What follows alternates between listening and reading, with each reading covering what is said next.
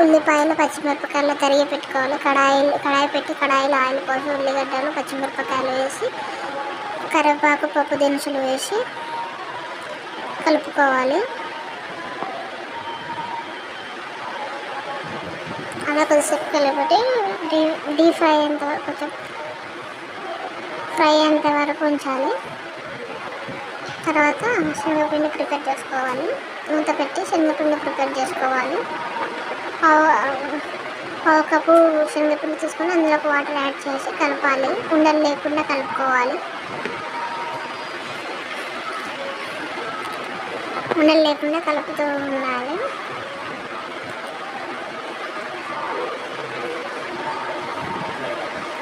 నాకు వాటర్ సరిపోలేదు, మళ్ళీ కొద్దిగా యాడ్ చేశాను వాటర్.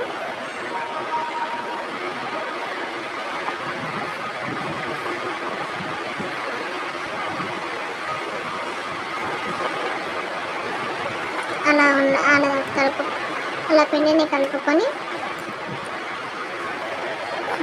మళ్ళీ ఒకసారి కలపాలి. ఆనియన్స్ ఉల్లిగడ్డలు వేసిన మిశ్రమం కలిపి అందులో అల్లం పేస్ట్ మళ్ళీ కొద్దిగా కలపాలి. పచ్చివాసన పోయేంత వరకు ఫ్రై చేయాలి. తర్వాత మూత పెట్టి కొంచెం డీప్ ఫ్రై అయ్యేంత వరకు ఉంచి 2 నిమిషాల పాటు ఉంచి వాటర్ పోయాలి. నేను 2 సగం వాటర్ తీసుకున్నాను. ఎక్కువ మందిని బట్టి కెపాసిటీని బట్టి పిండిని దాన్ని బట్టి ఉంటే నాకు 2.5 తీసుకున్నాను. అందులో చిటికెడు పసుపు 2 చెంచాల ఉప్పు వేసాను. మీకు సరిపోయేంత ఉంది చూసుకొని వేసుకోండి. టేస్ట్కి బట్టి వేసుకోండి. నేను ఇంత 3 చెంచాలు వేసుకున్నాను.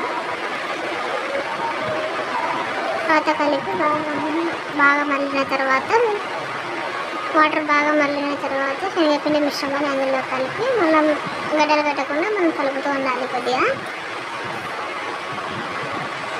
అలా కలిపిన తర్వాత అది గట్టిపడడానికి వస్తుంది. తర్వాత కొద్దిగా కొత్తిమీర ఉంటే వేసుకోవచ్చు. లేదా కొత్తిమీర ఆప్షనల్ మాత్రమే, చాలామందికి ఇష్టపడరు. కొత్తిమీర ఉంటే వేసుకోవాలి. తర్వాత కొంచెంసేపు ఉడకనిచ్చి ఆఫ్ చేసి కొంచెంసేపు ఉడకనివ్వాలి.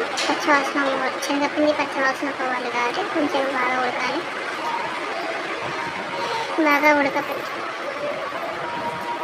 బాగా ఉడకనివ్వాలి.